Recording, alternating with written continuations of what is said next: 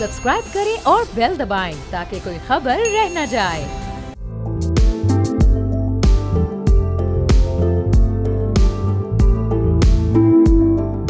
अस्सलाम वालेकुम, मैं उर्बाब जहांगीर। आप देख रहे हैं प्रोग्राम व्यापार। हुकूमत की जानिब से माली साल 2025-2024 के लिए हतमी इक़्तिसादी आउटलुक रिपोर्ट में मामूली ग्रोथ, महंगाई में कमी और मजदूरों की बैरून मुल्क नकल मकानी में तेज़ी से इजाफा देखा गया है। इस रिपोर्ट के मुताबिक माली साल 2024-25 के दौरान जो रियल GDP है उसमें 2.7% इजाफा हुआ। मैक्रो इंडिकेटर्स बेहतर हुए, रेमिटेंसेज में भी खातिर ख्वाह इजाफा हुआ, लेकिन मुलाजमत पेशा अफराद की बैरून मुल्क मुंतकली में तेज़ी से हमने इसमें बहुत इजाफा देखा है। सिर्फ मई 2025 के महीने में ही तकरीबन 60,000 अफराद बैरून मुल्क मुलाजमत के लिए रजिस्टर्ड हुए हैं। जनवरी से मई तक 2,85,000 से ज़ायद अफराद काम की तलाश में मुल्क से बाहर जाने वालों में जो लोग हैं उनमें जो अक्सरियत है उसका ताल्लुक सूबा पंजाब से, और अक्सर की मंजिल हमने देखा सऊदी अरब ही रही है। मजदूरों की बैरून मुल्क मुंतकली और ट्रांजेक्शन को आसान करने के लिए हुकूमती इक़दाम की वजह से माली साल 2025 के पहले 11 महीनों की रेमिटेंसेज 28.8% इजाफे से 34.9 बिलियन डॉलर तक पहुंच गई।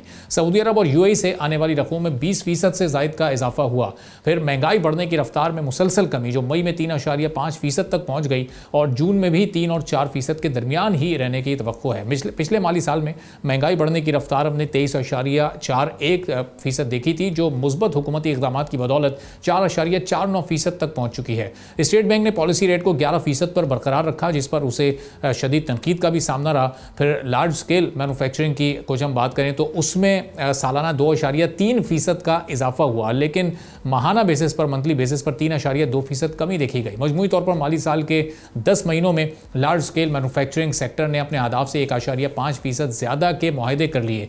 LSM सेक्टर की तरक्की और अहदाफ पूरे करने के लिए अब हुकूमत को मई और जून में सरमायाकारी को 8% मजीद बढ़ाना होगा। लार्ज स्केल मैन्युफैक्चरिंग के 22 सेक्टर्स में से 12 सेक्टर्स, इनमें टेक्सटाइल है, मलबूसात है, मशरूबात है, मेडिसिन और पेट्रोलियम शामिल हैं, इन मसनूआत वगैरह में ग्रोथ भी देखी गई। एक्सटर्नल सेक्टर्स में भी बेहतरी आई। तो माली साल 2025 जुलाई से मई में current account 1.8 billion dollar surplus रहा, जो गुज़िश्ता साल इसी मुद्दत में 1.6 बिलियन खसारे में था।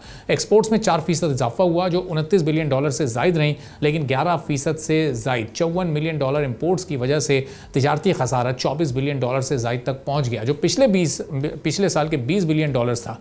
गुज़िश्ता साल कपास की पैदावार में 31% कमी के बाद एग्रीकल्चर सेक्टर के लिए खरीफ सीज़न में 2.2 मिलियन हेक्टर कॉटन की काश्त में और 10.2 मिलियन गांठों की पैदावार का हदफ मुकर्रर किया। तो इस आउटलुक रिपोर्ट में माशी इस्तेहकाम और बेहतर मालियाती तरक्की को तस्लीम करने के साथ ये भी वाज़े किया गया है कि मजदूरों की बैरून मुल्क रवानगी के साथ मैक्रो इकनॉमिक तरक्की के फ़वाइद आवाम तक पहुँचाना यकीनी तौर पर एक बड़ा चैलेंज होगा। इस पूरी सूरत हाल पर बात करेंगे। हफीज़ पाशा साहब साबिक वज़ीर ख़जाना हमारे साथ मौजूद हैं। बहुत शुक्रिया हफीज़ पाशा साहब, प्रोग्राम के लिए आपने वक्त निकाला। तो मैक्रो इंडिकेटर्स तो हम देख रहे हैं मुस्तहकम भी हो रहे हैं, उसका क्रेडिट भी हुकूमत ले रही है, लेकिन ट्रिकल डाउन इफेक्ट एक आम आदमी तक नहीं पहुँच पा रहा है। एक महीने में 60,000 70,000 हज़ार बंदा मुल्क से बाहर जा रहा है नौकरी की तलाश में। बिस्मिल्लाहिर्रहमानिर्रहीम। सबसे पहले तो ये कहना कि मैक्रो इंडिकेटर्स जो हैं वो अच्छे हो गए हैं, ये मेरे ख्याल से कुछ ज़्यादा पॉजिटिव स्टेटमेंट है। देखिए, एक इकॉनमी जिसका शरह नमू खींच खांच के 2.7% हुआ है, जबकि आबादी की रफ्तार जो है सालाना 2.5% से बढ़ रही है, तो फी कस आमदनी में ना होने के बराबर इजाफा है। तो ये बहुत ही डिसअपॉइंटिंग परफॉर्मेंस है। अब आप ये देखिए कि हमारे जो साउथ एशिया के दूसरे ममालिक हैं, जिसमें बांग्लादेश है, तकरीबन 5.5 से 6% ग्रोथ रेट, हिंदुस्तान का तो इससे भी ज़्यादा है। लिहाजा मैक्रो इंडिकेटर्स में सबसे परेशान कुन फैक्टर जो है वो ओवरऑल आपका जो शरह नमू है, ग्रोथ रेट है। उसके बाद में इशू ट्रिकल डाउन का आता है। ट्रिकल डाउन उस वक्त ही होगा जबकि आपके फी का आमदनी में इजाफा हो। नुमाया तौर पर ऐसा नहीं हो रहा है। और अब आप ये देखिए कि गुर्बत का जो पैमाना है वो वर्ल्ड बैंक खुद, हमने भी रिसर्च किया है, तकरीबन 44% पाकिस्तान के लोग गुर्बत के लकीर के नीचे जा चुके हैं। खुदा न खास्ता ये हमारी तारीख का सबसे बुलंद नंबर है, यानी कि तकरीबन 11 से ज़्यादा करोड़ लोग इस वक्त गरीब हो चुके हैं पाकिस्तान में। और आपने एक ख़ास चीज़ का जिक्र किया है, और वो है कि पाकिस्तान से कितने लोग बाहर जा रहे हैं नौकरियों की कोशिश में। इसके बारे में ये मैं कहता चलूँ कि जो 2023 का पॉपुलेशन एंड आपका सेंसस जो था, वो बहुत ही बेहतरीन सेंसस था। पाकिस्तान में पहली दफ़ा हमने एक डिजिटल सेंसस किया है और उसके रिजल्ट्स आ चुके हैं, और उसमें एक हैरत अंगेज अदाद शुमार मौजूद है, और वो है आपके बेरोजगारी का लेवल क्या है। आपको सुन के हैरत होगी शायद कि पाकिस्तान में तारीख का सबसे बुलंद लेवल अनएम्प्लॉयमेंट का 22% हो चुका है। अच्छा। 5 साल पहले ये सिर्फ 6.5% था। तो हालात तो हद से ज़्यादा परेशान कुन हैं। इस वक्त विक्ट्री डिक्लेयर करना नामुनासिब होगा। तो अब इन हालात में बेहतरी हफीज़ साहब कैसे लाई जा सकती है? हम जो ग्रोथ टारगेट्स रखते हैं वो हम नहीं अचीव कर पाते। जो इस साल का टारगेट था उससे हम तकरीबन 1% कमी पर रहे। अगले साल का और एम्बिशियस टारगेट हमने सेट कर लिया। जब एम्प्लॉयमेंट हम नहीं क्रिएट कर, हुकूमत कहती है कि नौकरियां देना हमारा काम नहीं है, प्राइवेट सेक्टर का काम है। प्राइवेट सेक्टर में क्या इतनी इक्विटी मौजूद नहीं है, इतनी सरमायाकारी मौजूद नहीं है कि जॉब क्रिएशन हो नहीं पा रही है? ये इस चैलेंज से नबरदाज़मा कैसे हुआ जा सकता है? बात दरअसल ये है कि आप पाकिस्तान में इन्वेस्टमेंट का लेवल जो है वो भी बहुत हद तक गिर चुका है। आपको सुन के शायद इस बात की हैरत होगी, और मैं जो नंबर्स कोट कर रहा हूँ वो ऑफिशियल नंबर्स हैं जी, गवर्नमेंट के अपने नंबर्स हैं जो पाकिस्तान ब्यूरो ऑफ स्टैटिस्टिक्स ने एस्टिमेट किए हैं। उसके तहत पाकिस्तान में अफसोस की बात यह है कि सनती शोबा, जिससे बेरोजगारी में कमी आती है खास तौर पे, और वो तारीख का सबसे तेज रफ्तार सेक्टर रहा है, उस सेक्टर में पिछले 2-3 साल से इन्वेस्टमेंट का लेवल इस हद तक गिर चुका है कि जो इन्वेस्टमेंट इस साल हुई है, यानी कि पिछले साल 2024-25 में और 2023-24 में जो इन्वेस्टमेंट इंडस्ट्री में हुई, वो 25 साल पहले के इन्वेस्टमेंट लेवल से रियल टर्म्स में भी कम है। इस हद तक इन्वेस्टमेंट गिर चुका है। मेरी आपसे गुजारिश ये है कि जो मुनासिब नंबर्स इंट्रोडक्शन में आपने पेश किए थे, कुछ इन ऐसी चीज़ों का भी जिक्र होना चाहिए था आपकी तरफ से। तो हफीज़ पाशा साहब, ये जो हम आलमी इदारे हैं जो रेटिंग्स देते हैं, जो बड़ी बारीक बीनी से मुल्क की मईशतों का जायज़ा ले रहे होते हैं, वो पाकिस्तान के बारे में बड़ी पॉजिटिव बातें कर रहे हैं। आप फिच को देख लें, ओवरसीज़ इन्वेस्टर्स को देख लें, उनका कॉन्फिडेंस बढ़ रहा है। जो इंटरनेशनल बड़े बड़े पब्लिकेशंस हैं उसमें हम बड़ी पॉजिटिविटी देख रहे हैं।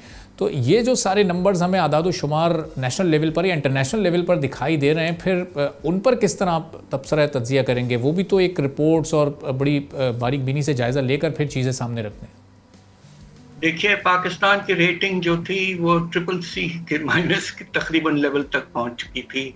अब अल्लाह के फजल से थोड़ी बेहतरी आई है, मगर अब आप ये देखिए, जिसका आपने जिक्र नहीं किया, हालांकि ये सबसे इम्पोर्टेंट स्टैटिस्टिक है, और वो ये है कि पाकिस्तान के रिजर्व्स की पोजीशन क्या है। अब आप ये देखिए, पिछले साल के आगाज में पोजीशन ये थी कि 9.4 अरब डॉलर थे, तकरीबन मुश्किल से 1.25 महीने के इंपोर्ट्स हम कर सकते थे। साल का एंड तकरीबन पहुंचने तक स्टेट बैंक ने जो 20 जून का जो फिगर दिया है वो 9.6 अरब डॉलर का, यानी कि साल भर में कोई इजाफा नहीं हुआ है। आपके रिजर्व्स में बीच में इजाफा हुआ था, 11.5 अरब डॉलर तक पहुंच गए थे, पिछले कुछ हफ्तों में बहुत हद तक कमी आई है। और अब ये देखना है कि हमारे शॉर्ट टर्म कमर्शियल लोन्स का पैमाना कितना होता है। देखिए, एक चीज़ जहन में रखिए कि पाकिस्तान के साथ जो इस वक्त प्रॉब्लम है वो ये है कि बाहर से जो नए कर्जे आ रहे हैं वो पुराने कर्जों की वापसी यानी कि रीपेमेंट से कम हैं। कम है, तो इसलिए आपके रिजर्व्स पर प्रेशर वाज़े तौर पर पड़ रहा है। इसलिए भी बहुत ज़रूरी है कि हम कोशिश करें कि पाकिस्तान के रिजर्व पोजीशन वाज़े तौर पर बेहतर हो, और अगर आपके इंटरनेशनल क्रेडिट रेटिंग एजेंसीज ने कुछ बेहतरी दी है तो उसका नतीजा ये होना चाहिए था कि पाकिस्तान जो हर साल पहले कुछ सालों में यूरो और सुकूक बॉन्ड फ्लोट करता था, अभी इन रेटिंग्स की वजह से अभी तक हम बॉन्ड्स फ्लोट नहीं कर पा रहे हैं और नए कमर्शियल लोन्स नहीं मिल पा रहे हैं। तो जो मार्जिनल इम्प्रूवमेंट हुई है क्रेडिट रेटिंग में वो अभी तक इतनी नहीं है कि पाकिस्तान के एक्सेस टू इंटरनेशनल फाइनेंसिंग वाज़े तौर पर बेहतर। तो हफीज पाजी साहब, इस वक्त जो आइडियल अगर हम सिचुएशन में बात करें, जो ग्राउंड रियलिटी है उसमें पाकिस्तान के जो इस वक्त रिजर्व्स हैं वो कहाँ होने चाहिए? अभी हमने देखा एक चाइना से बड़ा अच्छे तरीके से कन्विंस करके एक रोल ओवर पाकिस्तान ने हासिल किया, और पिछले 2-3 सालों से यही एक रूटीन चल रहा है कि हम चाइना, सऊदी अरब, यूएई इनसे रोल ओवर्स की बुनियाद पर अपने रिजर्व्स को फिर मेनटेन रखते हैं। इस बार भी यही हुआ है। तो अब इनको पे ऑफ करने की तरफ हम कैसे जाएंगे कि जब किसी लोन का पे ऑफ का टाइम आ रहा है तो बजाय रोल ओवर हासिल करने के लिए उसको हम पे ऑफ करने की कोशिश करें? ये स्ट्रेटजी कहाँ से इनिशिएट होगी? ये उस वक्त होगी जब IMF प्रोग्राम के छतरी के नतीजे में, और जिस तरह आप जिक्र कर रहे हैं क्रेडिट रेटिंग एजेंसीज के इम्प्रूवमेंट हमारे साथ रेटिंग्स की, इसका नतीजा ये निकले कि पाकिस्तान के रिजर्व्स 3 महीने दरामदाद के लेवल तक पहुंचे, यानी कि तकरीबन 17 से 18 अरब डॉलर सालाना, तकरीबन 2 गुना प्रेजेंट लेवल के। तो फिर हम कंफर्टेबल होंगे और हमारी एक्सेस जो है इंटरनेशनल फाइनेंसिंग की वो बहुत बढ़ जाएगी। अच्छा, हम देखते हैं कि जो हमारी फॉरेन डायरेक्ट इन्वेस्टमेंट है, गैर मुल्की सरमायाकारी, वो भी पिछले 25 साल से एक ही जगह पर रुकी हुई है। कमोबेश 2 अरब डॉलर एनुअल उसका एक फिगर है। इसको भी हम नहीं बढ़ा पा रहे। जो हमारी एक्सपोर्ट्स हैं वो भी एक ही जगह स्टक हुई हुई हैं। अगले 5 साल में हम उसको डबल करने की बात कर रहे हैं, लेकिन वो प्लान, वो स्ट्रेटजी या वो ट्रैक आपको नज़र आ रहा है जिस पर चलकर ये सारी चीज़ें बढ़ाई जा सकती हैं? फॉरेन इन्वेस्टमेंट के बारे में हमारा एक नया माशाल्लाह बड़ा ताकतवर इदारा SIFC, आपने तो ज़रूर सुना होगा उनकी कोशिशें। उन्होंने बहुत कोशिशें की हैं, बहुत से एग्रीमेंट्स हुए हैं, मेमोरेंडा ऑफ एसोसिएशन बेशुमार साइन हुए हैं, मगर आपने बिल्कुल ठीक फरमाया, साल भर में इन्वेस्टमेंट का पैमाना सिर्फ 2 अरब डॉलर। और जो सबसे परेशान कुन बात यह है कि पाकिस्तान का स्टॉक मार्केट तो तेजी से बूम कर रहा है, मगर बाहर का जो पैसा है स्टॉक मार्केट में वो भाग के वापस जा रहा है। तो ये बड़ी अजीब सी पैराडॉक्स है कि एक तरफ मार्केट बूम कर रहा है, दूसरा लोग जो जिन्होंने बाहर से इन्वेस्टमेंट की है स्टॉक मार्केट में वो पैसे वापस ले जा रहे हैं। तो ये सब बातें जो हैं इनको सोच समझ के एनालाइज करके हमें कोशिश करना चाहिए। पाकिस्तान के हालात थोड़े से बेहतर हुए हैं यकीनन, बट बहुत दूर हैं हम एक तरह से माशी हालात मुस्तहकम और पायदार हो जाएं। तो सर, ये इस्तेहकाम या पायदारी हासिल करने के लिए हमें कुछ सेक्टर्स पर फोकस करना पड़ेगा, जैसे SIFC का भी ज़्यादा फोकस माइनिंग सेक्टर पर, IT सेक्टर पर रहा, और इनको अगले 3-4 सालों में एक गेम चेंजर भी समझा जा रहा है पाकिस्तान के मौशी हालात में। तो और हमने देखा पिछले महीनों में कुछ 1-2 बड़ी कॉन्फ्रेंसेस भी माइनिंग सेक्टर की हुई जिसमें दुनिया भर से डेलीगेशंस आए, उन्होंने अपना इंटरेस्ट भी शो किया। तो 1 या 2 सेक्टर क्या पूरे मुल्क की मईशत का नक्शा तब्दील कर सकते हैं? बात दरअसल ये है कि माइनिंग के सेक्टर में अल्लाह के फजल से पाकिस्तान में बहुत मुनासिब डिपॉजिट्स हैं, और वो भी बड़े वैल्यूएबल मिनरल्स जिसमें सोना तक है।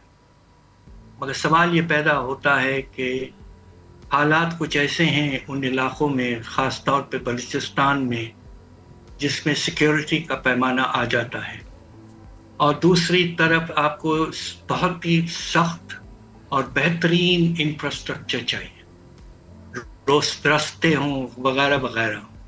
ये इस वक्त फैसिलिटीज़ आपको इन्वेस्टमेंट करने की ज़रूरत है।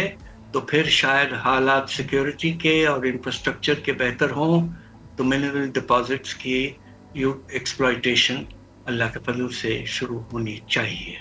और फिर सर हमारा आईटी सेक्टर बड़ा ग्रोइंग सेक्टर है, जिसमें हम हर साल पिछले कई महीनों से हम ये देख रहे हैं कि वो उसकी एक्सपोर्ट्स, उसकी सर्विसेज की जो वैल्यू है वो बढ़ती जा रही है। तो उसमें भी हम 10 अरब डॉलर या 15 अरब डॉलर को टारगेट करके रखे हुए हैं, लेकिन वो ड्यू रिलीफ जो वो इंसेंटिव्स जो वो सेक्टर मांगता है वो हम नहीं प्रोवाइड कर पा रहे हैं। तो उस पर भी ज़रा आप कमेंट कीजिएगा कि ये सेक्टर कैसे अपना रोल प्ले कर सकता है। देखिए, इस वक्त आपका टोटल एक्सपोर्ट जो है वो 3 से 3.5 अरब डॉलर तक है। हमारा जो मुल्क जिससे हम इस वक्त टक्कर में हैं, उनका एक्सपोर्ट 350 अरब डॉलर है, हमसे 100 गुना। हमें बहुत आगे जाना है, बहुत आगे जाना है। मैं एक प्रोफेसर हूं, मैं आपको यकीन से ये बात बता सकता हूं कि हमारे बच्चे जो हैं माशाल्लाह, जो बैचलर्स मास्टर्स वगैरह करते हैं और पीएचडी भी, उनमें सलाहियतें बहुत हैं, काबिलियत बहुत है, मगर फैसिलिटीज़ नहीं है, माहौल नहीं है और इंसेंटिव्स हमने उनको नहीं प्रोवाइड किए हैं। अगर आप एक मुनासिब एनवायरनमेंट क्रिएट करें और टैक्सेस वगैरह के भागे पीछे ना भागें, इस वक्त आईटी सेक्टर को टैक्स फ्री रखें और कोशिश करें कि ट्रेनिंग फैसिलिटीज़ आईटी की एक्सपैंड करें और हर शहर के कोने में आईटी फैसिलिटी होनी चाहिए, तो फिर इंशाल्लाह हम 5 से 10 गुना अगले 5 साल में कर पाएंगे। सही। और सर बस आखिर में एक और सेगमेंट पर मैं चाहूँगा कि आपकी राय में ले लूँ, जो इस वक्त क्रिप्टो करेंसी बिटकॉइन के शोबे में हुकूमत बड़ा फोकस का मुजाहरा कर रही है, इस वक्त बड़ी संजीदा नज़र आ रही है, और जो हमारी इजाफी बिजली है जो इस्तेमाल नहीं होती और उसको हम पे ऑफ भी कर रहे होते हैं, तो उसका इस्तेमाल बिटकॉइन की माइनिंग के लिए, तो ये जो डिजिटल करेंसी है ये कितना इंपॉर्टेंट रोल प्ले कर सकती है, क्या इम्पैक्ट डाल सकती है आने वाले दिनों में? देखिए, इस पर इस वक्त कहना बहुत मुश्किल है, इसलिए कि यह बहुत नया एक इनोवेशन और एक्सपेरिमेंट होगा। इसके क्या असरात होते हैं कहना बड़ा मुश्किल है। हमें दूसरे मुल्कों को देखना चाहिए जो हमसे आगे हैं क्रिप्टो करेंसी के मामले में, कि क्या नताइज निकलते हैं, और हमारी पूरी कोशिश होनी चाहिए कि हम इनोवेशन और आगे बढ़ने की कोशिश करते रहें हर फ्रंट में, इंक्लूडिंग क्रिप्टो करेंसी। तो सर, जो टेक्नोलॉजी से मुंसलिक जो भी शोबे हैं, जैसे क्रिप्टो का शोबा या आईटी का शोबा, इन शोबों में हम इतना ताख़ीर से क्यों हमने संजीदगी का मुज़ाहरा किया? 5, 6, 8 साल पहले जब दुनिया बूम कर रही थी या इन टेक्नोलॉजीज़ से यूज़ टू हो रही थी, तो उस वक्त हमारी संजीदगी का वो लेवल शायद नहीं रहा, वरना हम इन फील्ड्स में, इन सेक्टर्स में खासे आगे होते।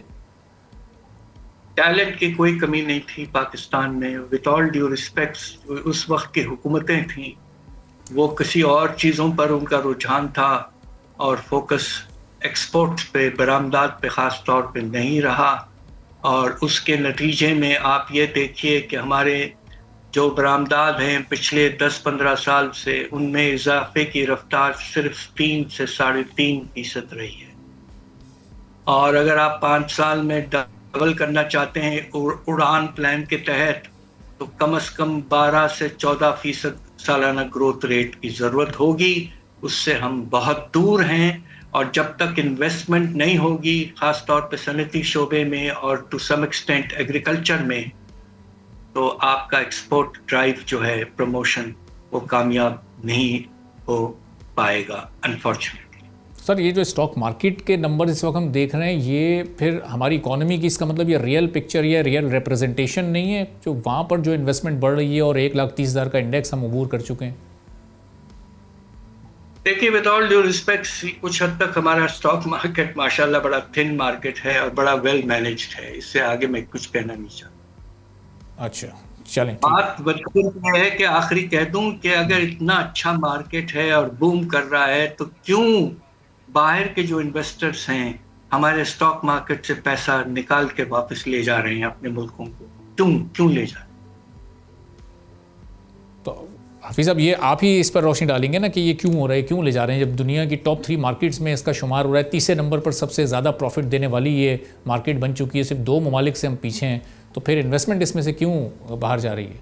और इसमें कॉर्पोरेट सेक्टर की भी हम कमी देख रहे हैं कि वो, उसकी वजह आप मुनासिब समझें तो मार्केट में जो लोग हैं उनसे बात करके पता करें। इससे वाज़ेह एक बात होती है कि अभी भी बाहर में, पाकिस्तान में इन्वेस्टमेंट का रिस्क परसेप्शन जो है वो बहुत हाई है। वो बेहतर। बहुत बहुत शुक्रिया हफीज़ पाशा साहब, साबिक वज़ीर ख़जाना हमारे साथ मौजूद थे। एक छोटा सा ब्रेक लेते हैं, ब्रेक के बाद वापस आएंगे, एक और अहम मौजू पर बात करेंगे।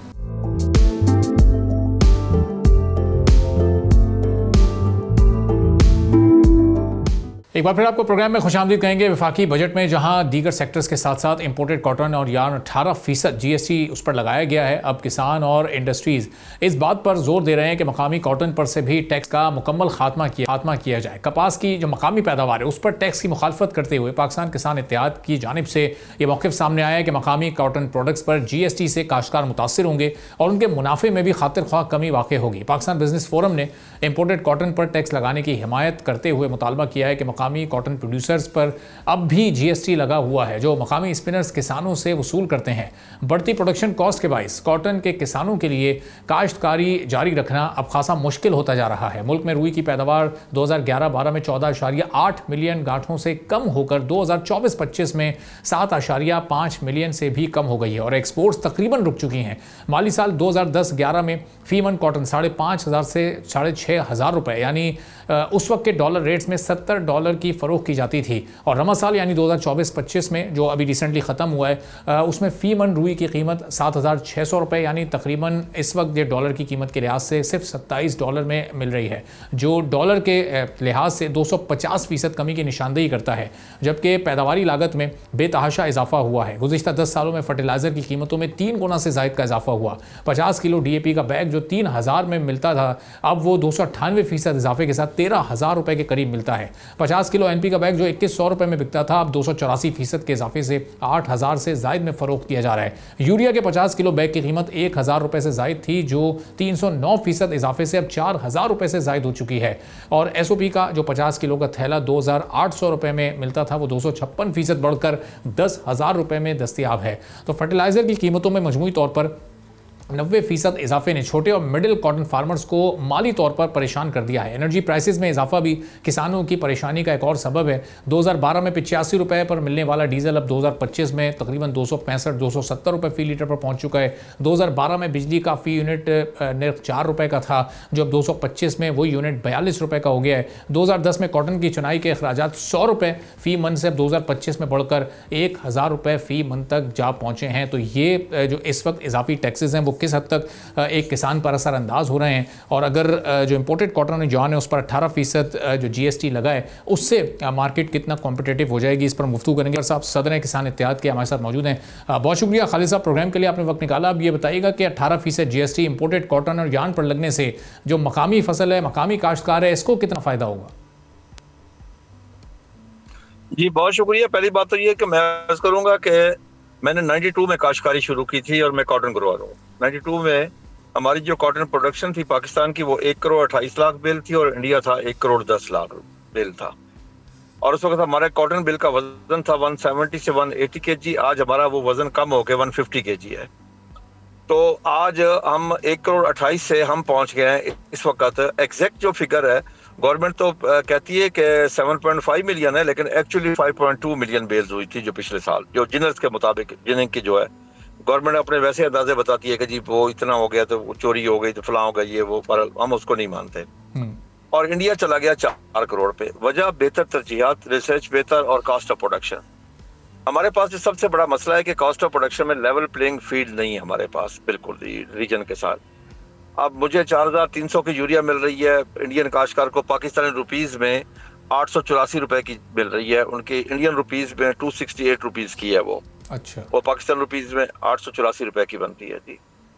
इस तरह DAP मुझे 13,000 रुपए की मिल रही है, इंडियन काश्तकार को पाकिस्तानी रुपीस में वो मिल रही है 4,000 रुपए की।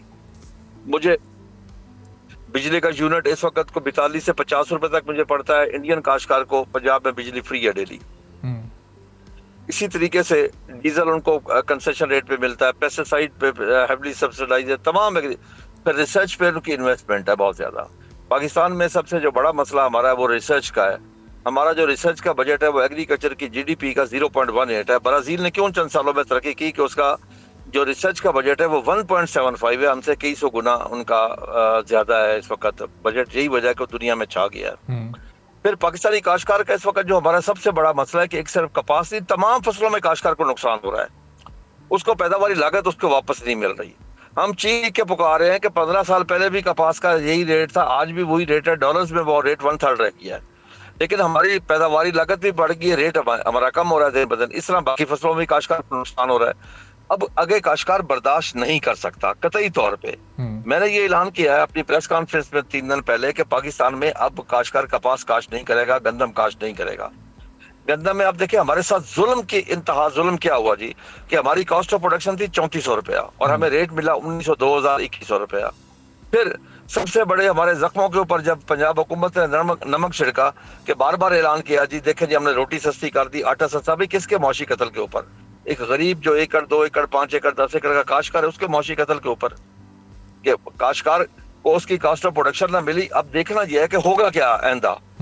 मुझे 2 साल पहले का वाकया याद आ रहा है कि जब हमने 24 खवातीन को आटे की लाइनों में शहीद करवाया, 3-3 किलोमीटर की लाइनें लगी।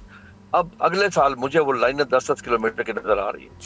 तो खालिद साहब ये बड़ा ज़ाहिर है आप लोगों ने भी अपना रिएक्शन एक बड़ा एक्सट्रीम दिया कि अब हम गंदम नहीं काश्त करेंगे, कपास नहीं काश्त करेंगे, तो फिर हमारे मुल्क पर जो इंपोर्ट बिल है वो भी बढ़ जाएगा।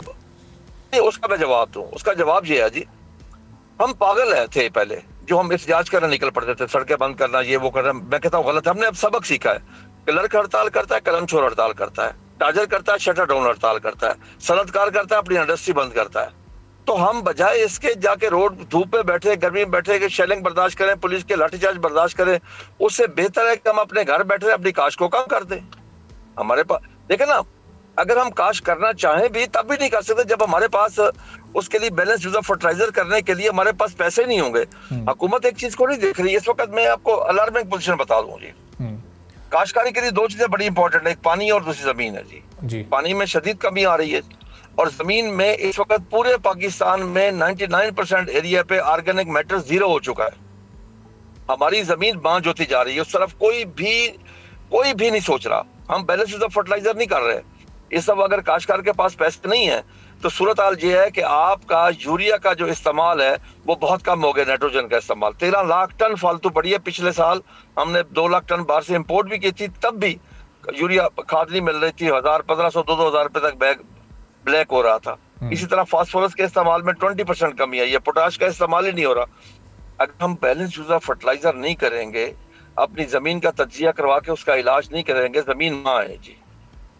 अगर वो ही सेहतमंद नहीं होगी तो आपकी पैदावार कहाँ से आएगी? आप आबादी में हर साल एक नया न्यूजीलैंड या सिंगापुर ऐड कर रहे हैं, हर साल एक मुल्क जितनी आबादी ऐड कर रहे हैं। और एग्रीकल्चर में क्या ग्रोथ है? पिछले साल हमने ग्रोथ दी। ग्रोथ देने की वजह, गंदम तमाम फसलों का इंजन है जी, तमाम फसलों का। अगर हमें 2 साल पहले गंदम का रेट 3900 मिला तो उससे अगले साल हमने आपको ग्रोथ दी एग्रीकल्चर की 6.25 की। पिछले साल अगर हमें रेट नहीं मिला तो एग्रीकल्चर की ग्रोथ जो हुकूमत नहीं बता रही किसी को, वो -10 है। -10। ये जो बता रहे हैं ना कि 0.56, एक्चुअली वो बता रहे हैं उसकी वजह से, लाइफ स्टॉक की वजह से। ठीक। और लाइफ स्टॉक भी ऐसे ही बता रहे हैं, उसका किसी किस्म का कोई डेटा इनके पास मौजूद नहीं है। ये सिर्फ उसको बेहतर करने के लिए बता रहे हैं। वो भी 0.56 भी मान लें तब भी माइनस में चली गई ना जी। बिल्कुल बिल्कुल। तो इस वक्त काश्तकार बहुत परेशान है, वो अगली फसलों पे खर्च नहीं कर सकता। अभी कपास आई है, अगर कपास का रेट इस वक्त 7,500 मिल रहा है, 1,000-1,200 चुनाई गई, उसकी कॉस्ट ऑफ प्रोडक्शन भी पूरी नहीं हो रही काश्तकार की उससे। सही। यानी अगर काश्तकार का उसका खर्च उसको वापस ना मिले। मौक़िफ़ आपका बड़े वाज़ेह अंदाज में हुकूमत तक पहुंचा भी है। अब देखते हैं हुकूमत का इस पर क्या जवाबी रद्द-ए-अमल आता है। बहुत बहुत शुक्रिया साहब। सदर किसान इत्तेहाद हमारे साथ मौजूद थे। एक ब्रेक लेते हैं, ब्रेक के बाद वापस आएंगे।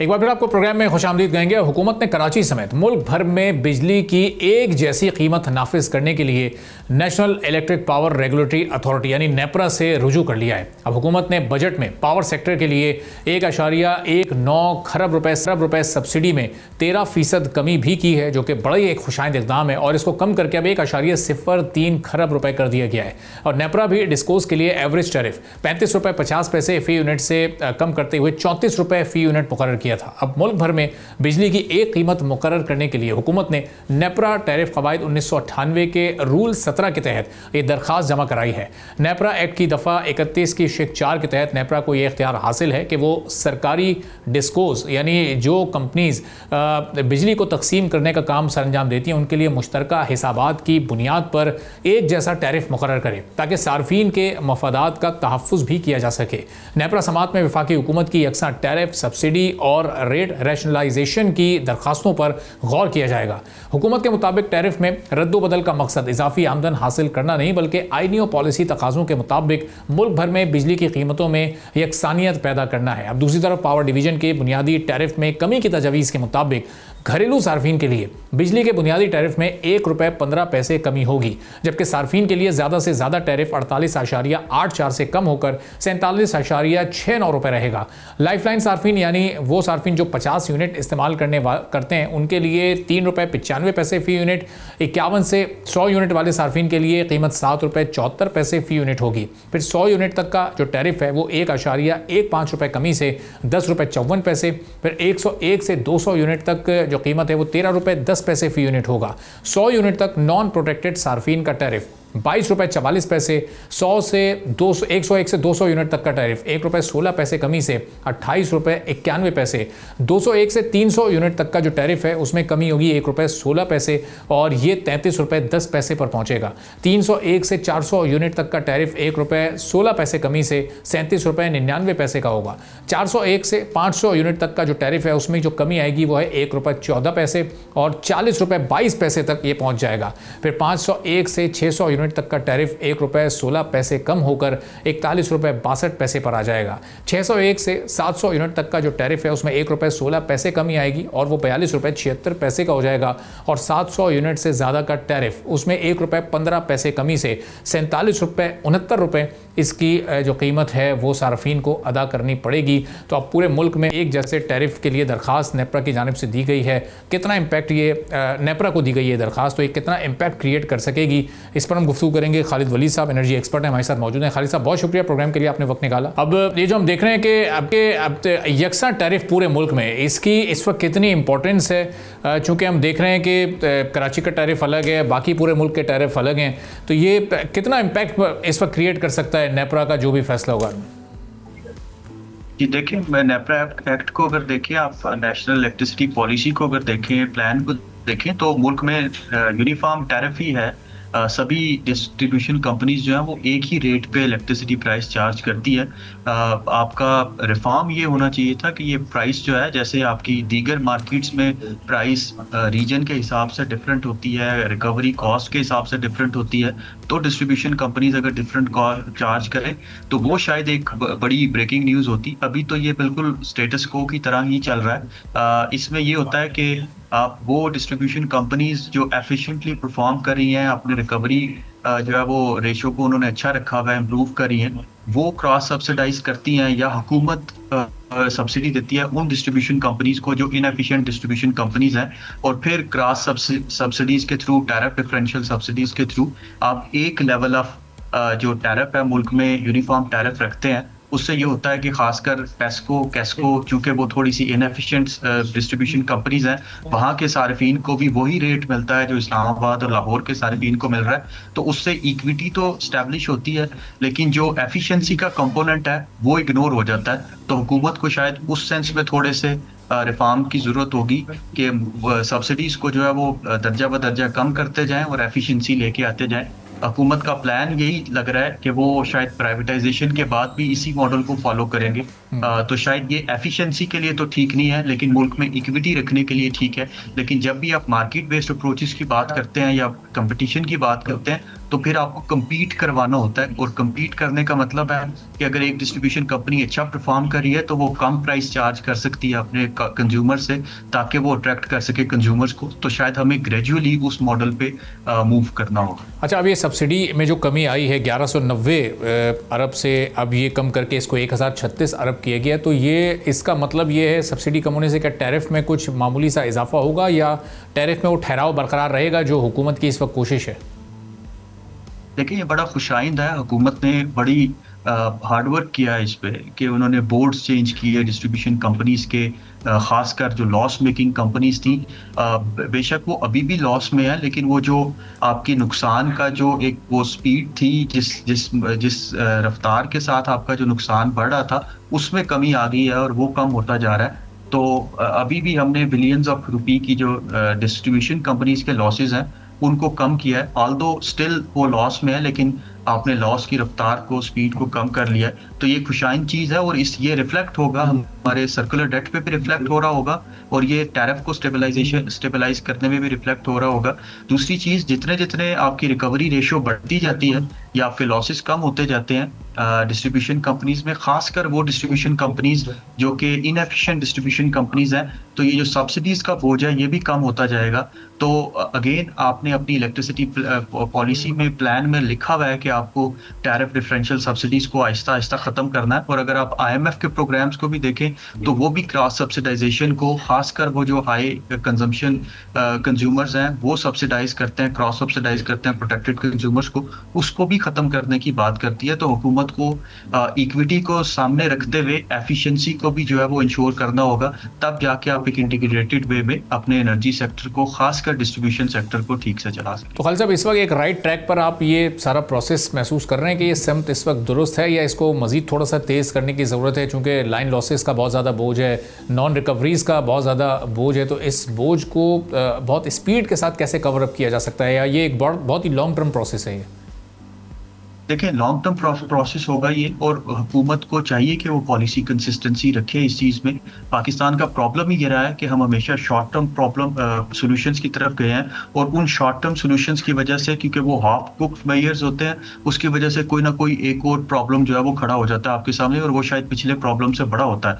तो आपको पॉलिसी कंसिस्टेंसी लेके आनी होगी, मार्केट में प्राइवेटाइजेशन या कॉर्पोरेटाइजेशन करनी होगी डिस्ट्रीब्यूशन नेटवर्क्स की, कंपनीज की, लेकिन साथ में आपको कंपटीशन भी इंश्योर करना होगा। और वो कंपटीशन इसी सूरत में इंश्योर हो सकता है कि आप नेशनल यूनिफॉर्म टैरिफ से हट के आप जो है वो कॉस्ट रिकवरी टैरिफ की तरफ जाएं या एफिशिएंसी बेस्ड टैरिफ की तरफ जाएं। उससे होगा ये कि वो डिस्ट्रीब्यूशन कंपनीज जो अच्छा परफॉर्म कर रही हैं वो अपने कंज्यूमर्स को रिलीफ दे सकेंगी, और कंज्यूमर्स जो है वो उन डिस्ट्रीब्यूशन कंपनीज की तरफ जो है वो अट्रैक्ट हो रहे होंगे। लेकिन ये तभी ये वाला मॉडल काम करेगा जब आपके पास एक लिबरलाइज्ड मार्केट होगी, जिसमें काफ़ी सारी डिस्ट्रीब्यूशन कंपनीज जो है वो एक दूसरे के साथ कम्पीट करी होंगी, जिस तरह से हम टेलीकॉम सेक्टर में देखते हैं। आल्दो कि वो एक डिफरेंट चीज़ है, लेकिन स्टिल हम डिफरेंट मुल्कों में भी हमने देखा कि काफ़ी सारी डिस्ट्रीब्यूशन कंपनीज एक दूसरे के साथ कम्पीट करती हैं। तो जैसे जैसे कंपटीशन आता जाएगा, इक्विटी के साथ साथ एफिशिएंसी भी इंश्योर होगी। लेकिन हुकूमत को खासकर पावर सेक्टर में जो आपका टैरिफ रिफॉर्म्स हैं, प्राइस सेटिंग मैकेनिज्म्स हैं, उसको रिवाइज करने की जरूरत है, ताकि प्रोडक्टिव डिमांड को लेके आया जा सके नेशनल ग्रिड पे, और इक्विटी के साथ एफिशिएंसी को भी इंश्योर किया जा सके। ठीक है, बहुत बहुत शुक्रिया खालिद वली साहब, एनर्जी एक्सपर्ट हमारे साथ मौजूद हुआ, आपने सुनी। इसी के साथ नाज़रीन आज के प्रोग्राम से इजाज़त दीजिए। अल्लाह हाफ़िज़।